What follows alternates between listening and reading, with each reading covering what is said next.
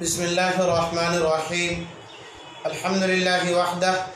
والصلاة والسلام علی من لا نبی بعدہ وعلى كل من تبعهم بإحسان إلى يوم القیامہ اما بعد۔ معزز سامعین کرام، ناظرین اعظام، نوجوانان اسلام، بزرگان دین اور پردہ نشین خواتین، السلام علیکم ورحمۃ اللہ وبرکاتہ۔ گزشتہ نشست میں نے علماء کرام کی اہمیت پر اور ملت میں، سماج اور معاشرے میں علماء کی ناقدری ہونے پر چند ضروری گزارشات اور قرآن و حدیث کے حوالے سے علماء کی اہمیت پر میں نے گفتگو کی تھی، اور آخر میں چونکہ وقت ہو چکا تھا اس لیے میں نے آپ لوگوں کو یہ امید دلایا تھا کہ انشاءاللہ میں اپنے اس موضوع کو کسی دوسری اور اگلی نشست میں پورا کروں گا۔ بہرحال آج بھی میں اسی مقصد کے تحت حاضر ہوا ہوں، اور میرے موضوع کا وہ حصہ جو کہ آخری حصہ ہے اسے مجھے آپ حضرات کی خدمت میں پیش کرنا ہے، بیان کرنا ہے۔ سرسری طور پر میں آپ کو بطور یاد دہانی کے بتلا دوں کہ میں نے جو عنوان چنا تھا وہ علماء کی ناقدری اور علماء کی اہمیت پر مجھے کچھ باتیں آپ سے عرض کرنی تھی۔ میں آپ لوگوں کو قرآن و حدیث کے حوالے سے علماء کی اہمیت پر، علماء کے فضائل اور علماء کے مناقب کو بیان کر رہا تھا۔ آخر میں نے یہ کہا تھا کہ وہ لوگ، وہ عالم صاحب یا وہ حفاظ کرام اور وہ علماء کرام جو کسی مدرسے سے فارغ ہوتے ہیں یا صرف حافظ ہو کر عربی اول دوم سوم پڑھ کر گھریلو معاشی حالات کی وجہ سے اپنی تعلیم کو چھوڑ دیتے ہیں، منقطع کر دیتے ہیں، پھر وہ کسی گاؤں دیہات میں مسجد میں امام یا مؤذن کی ذمہ داری سنبھالتے ہیں۔ 5,000 روپے تنخواہ ہوتی ہے، 6,000 روپے تنخواہ ہوتی ہے، اور چونکہ ان 5 یا 6,000 روپے تنخواہ سے ان کا گھر کا خرچہ مکمل نہیں ہو پاتا ہے، جس کی وجہ سے وہ لوگ ٹیوشن وغیرہ میں جاتے ہیں اور گھر گھر جا کر کے قرآن پاک کی تعلیم دیتے ہیں۔ یہاں تک بات پہنچ چکی تھی، اور میرے موضوع کی جو گفتگو تھی وہ اس حد تک اور اس باب تک میں نے اپنے گفتگو کو لایا تھا۔ پہلی بات آپ یہ سمجھ لیں کہ قرآن پاک کی تعلیم دینا، چاہے وہ مسجد میں ہو، مدرسے میں ہو، کسی صحن میں ہو، بیابان جنگل میں ہو، دکان میں ہو یا گھر میں ہو، قرآن پاک کی تعلیم یہ اچھا کام ہے، عمدہ کام ہے،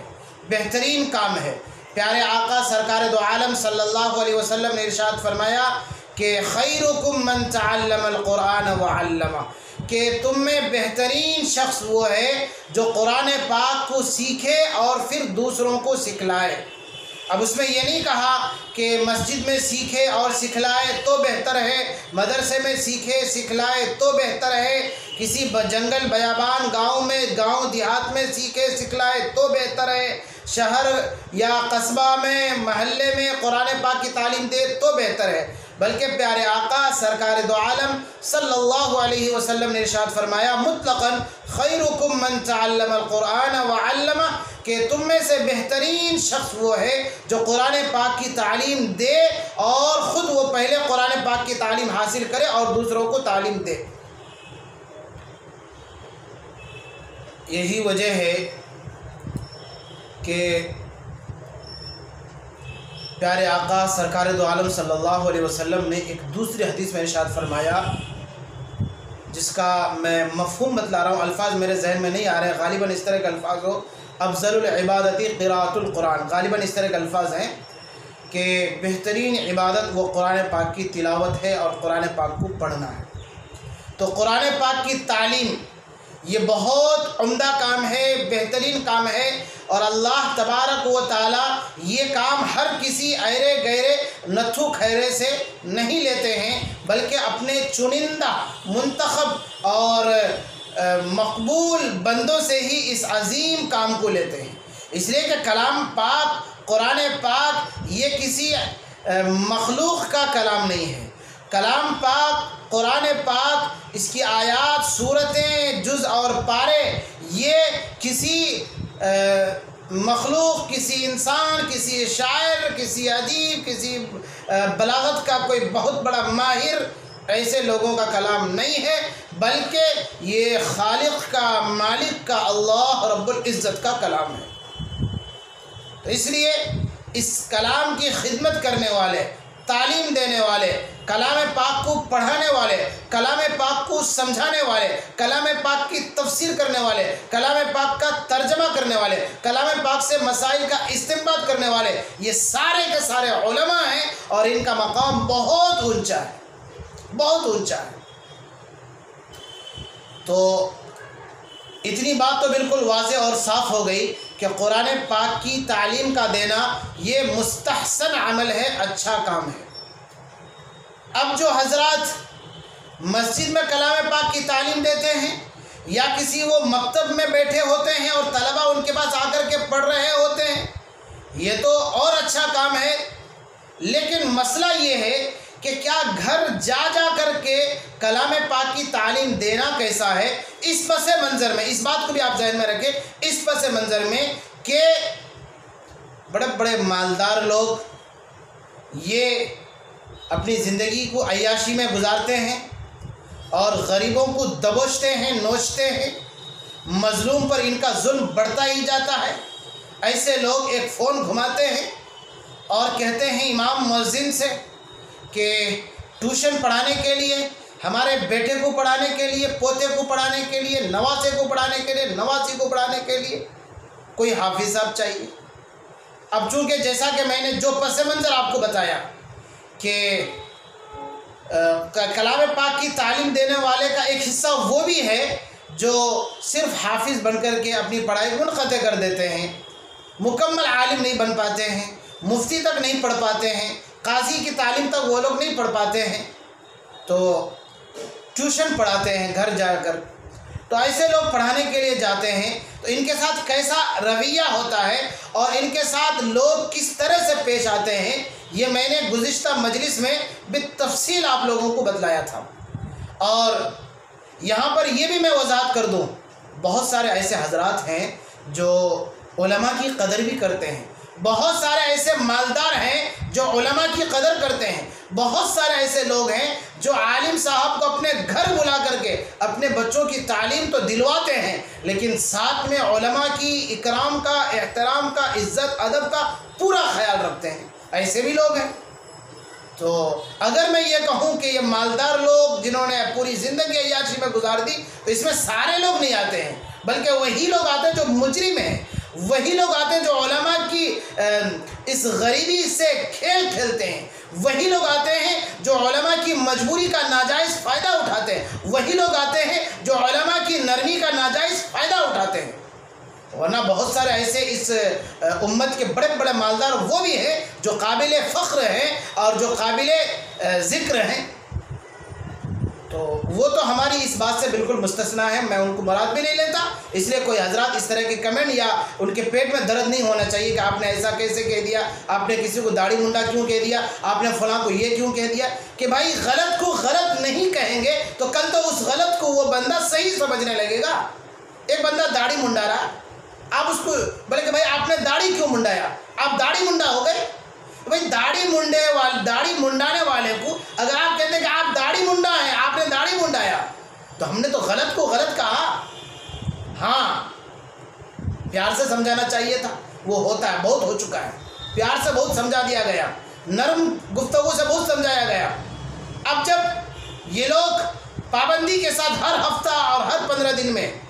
غیروں کے ہاتھ حضور صلی اللہ علیہ وسلم کی اور بلکہ پورے انبیاء علیہ السلام کی پیاری پیاری سنت کو غیروں کے ہاتھ سے صاف کرتے ہیں اور اپنی اس خوبصورت پیشانی میں غیروں کے ہاتھ سے نبی کی سنت کو اتارتے ہیں اور نالوں کے حوالے کرتے ہیں، اگر کوئی ہمارے اوپر یا ہمارے ماں باپ کے اوپر کیچڑ اچھالے، گالی دے، تو کیا ہم برداشت کر لیں گے؟ نہیں نہ کریں گے۔ تو ٹھیک اسی طرح سے جو حضور صلی اللہ علیہ وسلم کی سنت کا مذاق اڑائے، جو حضور صلی اللہ علیہ وسلم کی سنت کو پابندی کے ساتھ چھلواتا رہے، تو ہم اس کو چھوڑ دیں۔ ایک بار سمجھائیں گے پیار سے، 2 بار سمجھائیں گے پیار سے، احادیث کے ذریعے سے سمجھائیں گے، فضائل کے ذریعے سے سمجھائیں گے، وعید کے ذریعے سے سمجھائیں گے۔ اب جب وہ بات پابندی کے ساتھ وہ بندہ داڑھی منڈا رہا ہے تو اسے داڑھی منڈائی تو بولیں گے۔ بہت سارے لوگ کہتے ہیں کہ بھائی آپ داڑھی منڈا کیوں بولتے ہیں؟ گناہ کو گناہ ہی بولیں گے، کبھی ثواب نہیں بولیں گے۔ بہرحال میں عرض یہ کر رہا ہوں کہ اب جو ٹیوشن پڑھانے کے لیے جاتے ہیں تو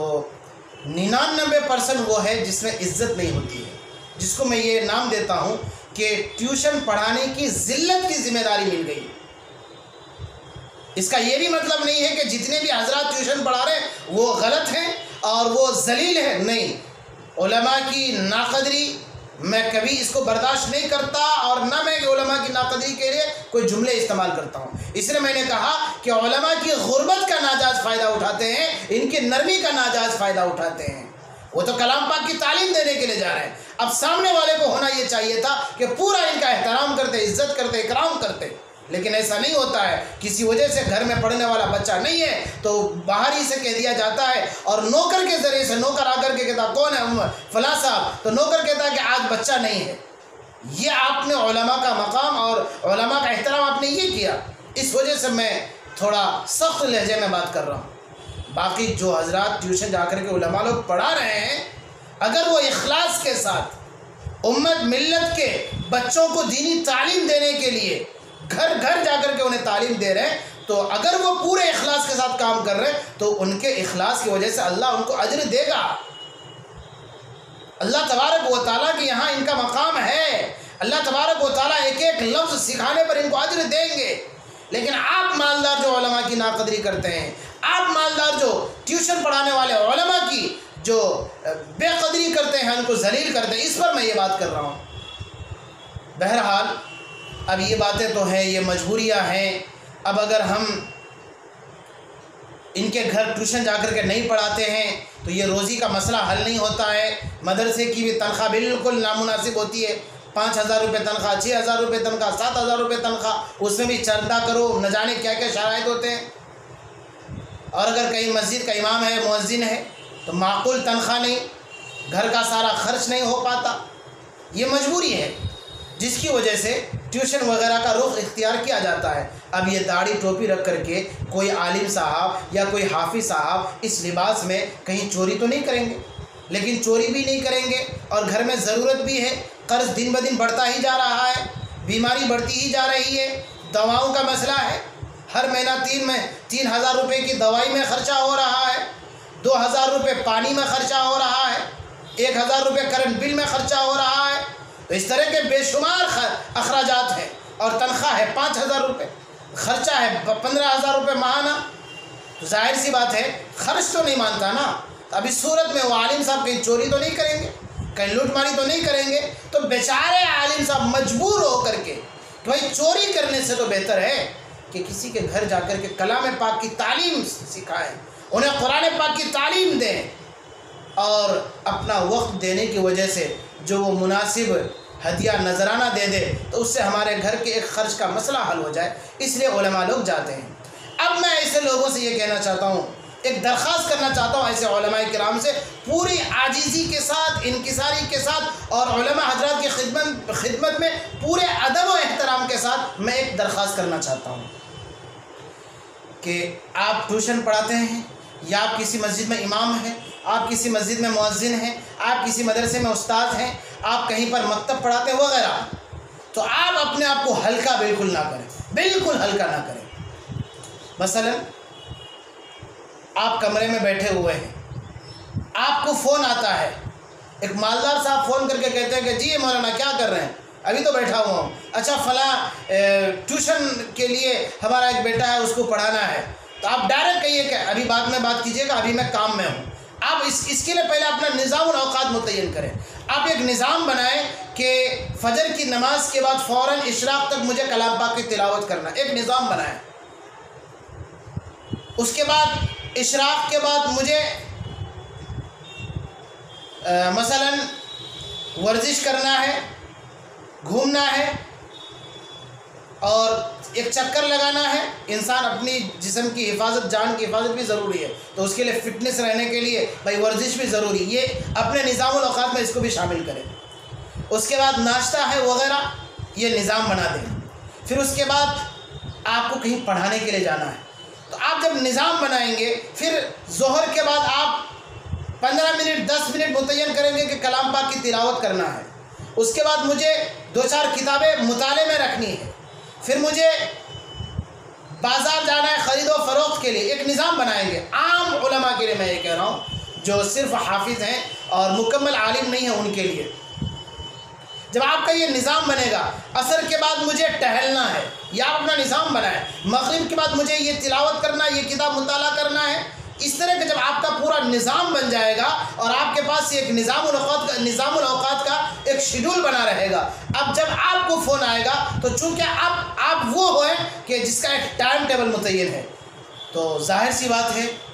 آپ ایک منظم طریقے سے اپنی زندگی کو گزار رہے ہیں، منظم طریقے سے آپ اپنے دن روز شب و روز گزار رہے ہیں۔ اب آپ کا اگر کوئی یہ ڈاکٹر صاحب، ماسٹر صاحب، مالدار صاحب فون کرتا ہے کہ جی حافظ صاحب کیا کر رہے ہیں، آئیے تو ابھی یہاں ایک کام ہے، آپ فوراً کہیں کون بات کر رہے ہیں، آپ کیا کام ہے آپ کا، بعد میں بات کرتا ہوں، چونکہ آپ کا ایک ٹائم ٹیبل متعین کیا ہوا ہے۔ اب اگر آپ کوئی نظام الاوقات ہی نہیں بناتے، کبھی بھی کوئی بھی فون کرے گا تو آپ پوری دل جمی کے ساتھ او مالدار صاحب فون کر رہے ہیں، او فلاں حاجی صاحب فون کر رہے ہیں، اتنے عاجزی فون میں اتنے عاجزی دکھاتے ہیں گویا کہ بلی چوہے کے سامنے اگر بلی گزر جائے تو کس طرح سے چوہا دبک جاتی ہے، یہ نہیں۔ آپ اپنا شیڈول بنائیں نظام الاوقات کا، پھر اس اعتبار سے اس میں کوئی تکبر نہیں، اس کو کہتے ہیں خوددار ہونا۔ آپ پہلا کام یہ کریں آپ ہلکا نہ ہو، دوسرا کام آپ مالداروں سے کبھی مرعوب نہ ہو، یعنی ان کا روب دبدبہ آپ کے دل میں نہ ہو۔ کوئی بھی ذمہ دار ہو یا کوئی بھی حاجی صاحب ہو یا کوئی بھی متولی صاحب ہو، آپ کے کمرے میں آئے، طریقہ یہ ہوتا ہے ہاں امام صاحب کیا کر رہے ہیں، لگتا ہے کہ سب سے بڑا جانور یہی ہے گیا،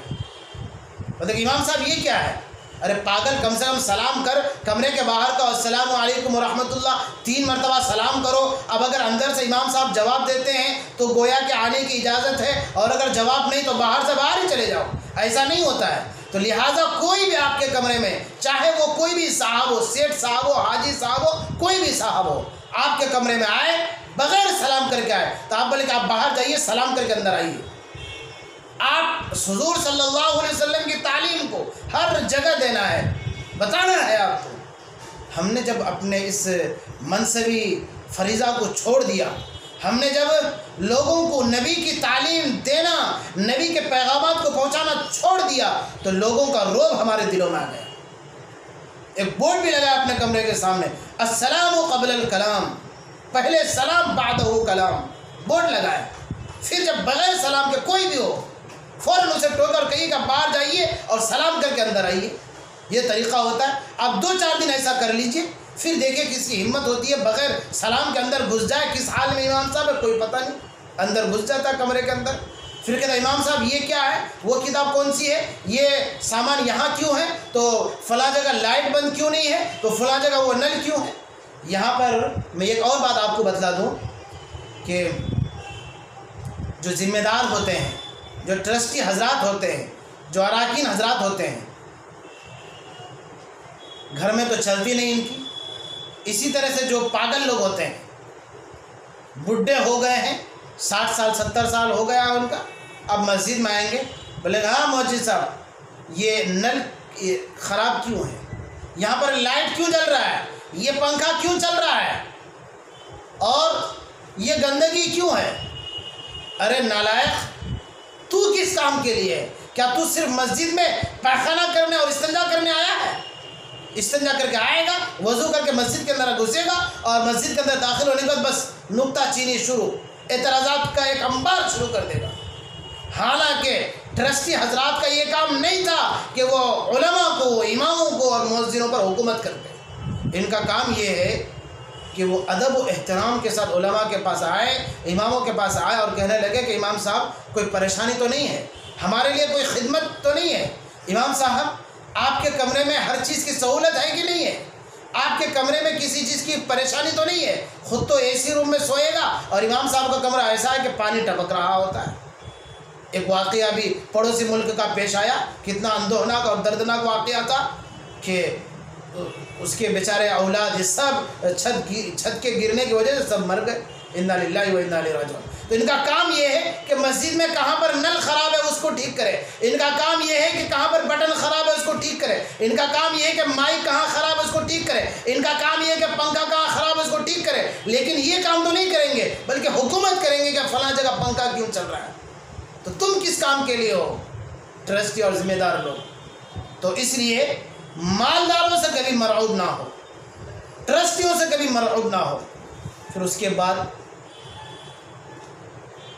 اپنے اندر خودداری پیدا کرے۔ کوئی ایک فون گھمائے کہ جی امام صاحب کہاں ہیں، فلاں جگہ فاتحہ کرنا ہے، فلاں جگہ دعا کرنا ہے، اتنے دن فلاں دن آ جائیے گا، فلاں تاریخ کو اتنے بجے۔ اب یہ فوراً تیار ہو جاتے ہیں۔ یہ کبھی نہیں۔ کیا آپ کسی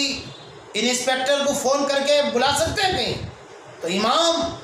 یہ تو آپ کو خدا سے جوڑتا ہے، آپ کے کنیکشن کو رب سے جوڑتا ہے، اس کو فون کر ایک فون گھمائے اور امام آپ کی کہنے پر پہنچ جائے گا۔ ایسا کبھی نہیں ہوگا۔ اگر کوئی بھی آپ کو کہے کہ جی امام صاحب کیا کر رہے ہیں کمرے میں، اچھا ہاں کل آ جائیے گا فلاں جگہ، وہاں پر آپ کو دعا کرنا ہے، لگتا ہے کہ خرید کر کے رکھا 5000 روپے دے کر کے، فوراً کہیں گے کون ہے آپ؟ بات کرنے کا آپ کو طریقہ نہیں معلوم؟ آپ مسجد آئیں اور معلوم کریں امام صاحب کا وقت کب خالی ہے، اس کے بعد امام صاحب سے اجازت لیں۔ اب اگر امام صاحب اجازت دے تو ٹھیک، نہ دے تو واپس چلے جائیں۔ اس لیے آپ خوددار بنیں گے۔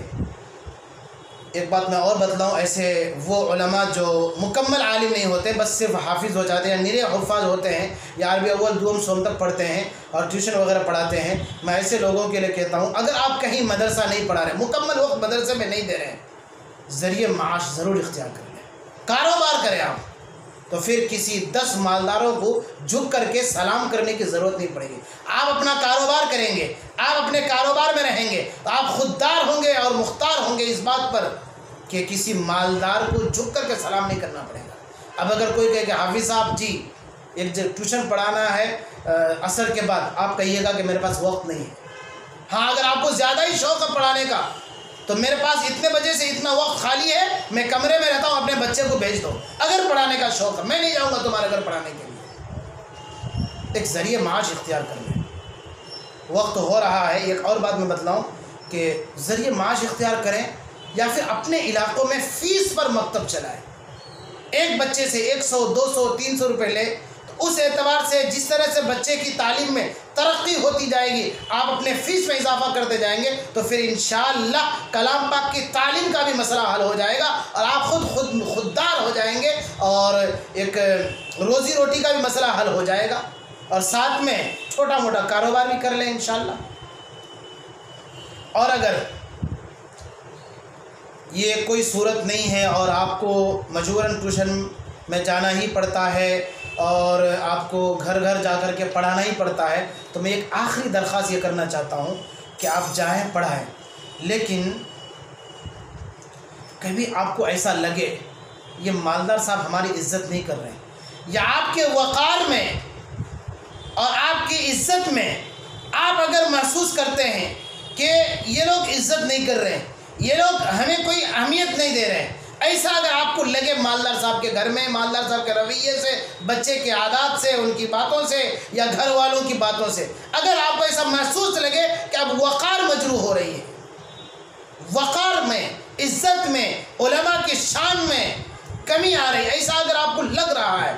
فوراً آپ بلائیں۔ کہاں ہیں گھر کے مالک؟ بلاؤ ان کو جن سے آپ نے معاملہ طے کیا ہوا ہے، اور ان سے کہیں کہ صاحب کل سے ہم آپ کے گھر پڑھانے نہیں آئیں گے، اس لیے کہ آپ لوگوں کے اندر قرآن کی عزت، قرآن پڑھانے والے کی عزت، ادب، احترام کچھ نہیں ہے۔ تو پھر دیکھیں انشاءاللہ اللہ تبارک و تعالیٰ آپ کی مدد کرے گا، ہم سب کی مدد کرے گا، اور ان ناہنجار مالداروں کو صحیح بات سمجھ میں آ جائے گی۔ اللہ سے دعا کرے گا اللہ تبارک و تعالیٰ ہمیں عمل کی توفیق عطا فرمائے، آمین۔ وآخر دعوانا الحمدللہ رب العالمین۔ اذان بھی ہو رہی ہے، اذان کا جواب دے دیں۔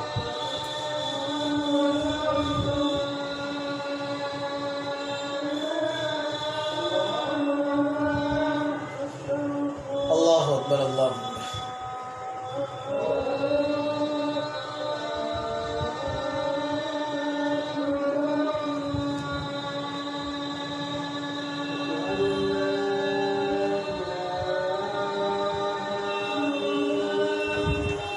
اکبر اللہ اکبر۔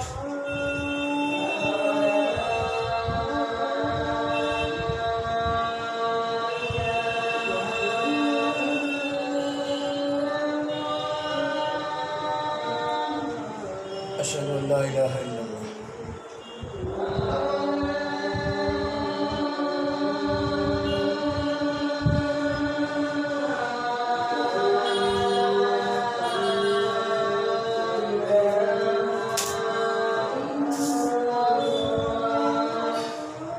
اشہد ان لا الہ الا اللہ۔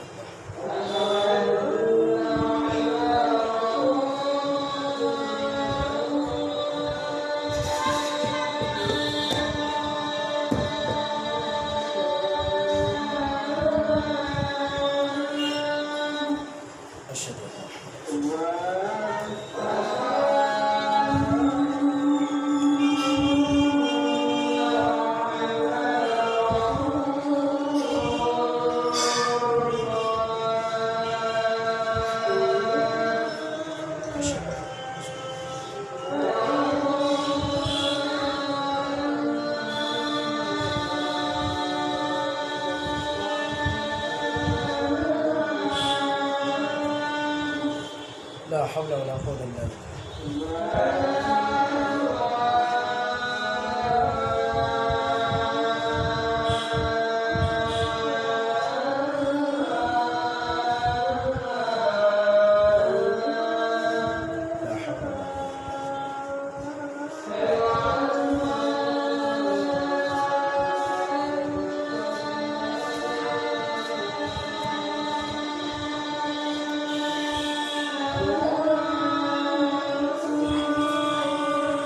لا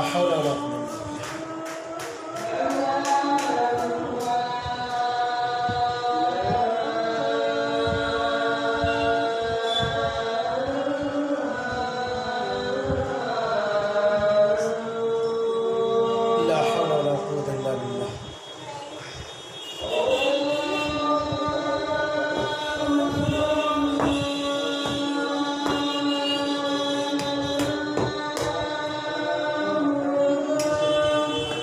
اللہ اکبر۔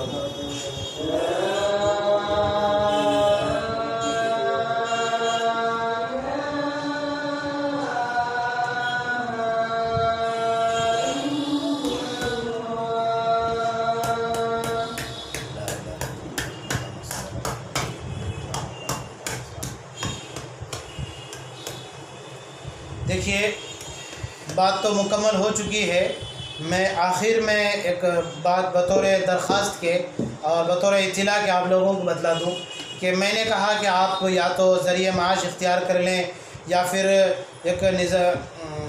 مکتب میں آپ مکتب کو رواج دیں اور مکتب میں تعلیم دیں۔ تو اس کے لیے میں نے ایک نصاب بھی تیار کیا ہے کہ جس بچے کی عمر یا جس بچے کی عمر 3 سال ہو تو اس کو کتنا پڑھائیں گے، الف سے لے کر کے 7 تک، جیم تک، 2 سال 4 سال ہو یعنی آئندہ سال پھر کتنا پڑھائیں گے، اردو میں کتنا پڑھائیں گے، گنتی میں کتنا پڑھائیں گے۔ اس تعلق سے ہم نے ایک نصاب بھی تیار کیا ہے، تو آپ بھی اپنے اعتبار سے ایک نصاب تیار کریں۔ پہلے آپ اسکول کے نصاب کو دیکھ لیں کہ ایل کے جی یو کے جی میں کتنا سے کتنا پڑھایا جاتا ہے، 1 سال سے لے کر کے 5 سال تک کتنا پڑھایا جاتا ہے، 5 سال سے لے کر کے 6 سال کی عمر والے بچوں کو کتنا پڑھایا جاتا ہے۔ اس اعتبار سے ادھر انٹر مکمل ہو اور آپ کے ادھر مکتب میں بہترین طریقے سے تجوید کی رعایت کے ساتھ ناظرہ کلام پاک بھی پڑھنا سیکھ لیں اور اردو اچھی طرح سے لکھنا بھی اور پڑھنا بھی جان لیں۔ اس طرح سے آپ بھی خود سے ایک نصاب تیار کر لیں، پھر ہر سال کے اعتبار سے اسے فیس بھی رکھیں، تو پھر انشاءاللہ کسی مالدار کے در پہ جا کر کے اس کے دروازے کے کنڈی کو کھٹکھٹانے کی ضرورت نہیں پڑے گی، بلکہ انشاءاللہ یہ جتنے بھی ظالم مالدار ہیں وہ آپ کے قدموں میں آ کے گریں گے اور کہیں گے کہ حافظ صاحب، امام صاحب، مولوی صاحب ہمارے بچوں کو بھی پڑھا دیں۔ تو آپ اس کو کہیں گے کہ ٹھیک ہے آپ کے بچے کو پڑھائیں گے، ہمارے اصول کے اعتبار سے، ضابطے کے اعتبار سے اس سال آپ کو 500 روپے داخلہ فیس، اتنے 200 روپے ماہانہ فیس وغیرہ جو بھی آپ ایک نظام بنائیں گے تو اس اعتبار سے کہیں گے انشاءاللہ اللہ تبارک و تعالی ہمیں بھی اور آپ کو بھی اس میں ترقی بھی دیں گے اور کامیابی دیں گے، شرط یہ کہ بشرطے کہ ہمارے اندر اخلاص ہو۔ اللہ ہمیں اور آپ کو اخلاص کی دولت سے نوازے۔ والسلام علیکم ورحمۃ اللہ وبرکاتہ۔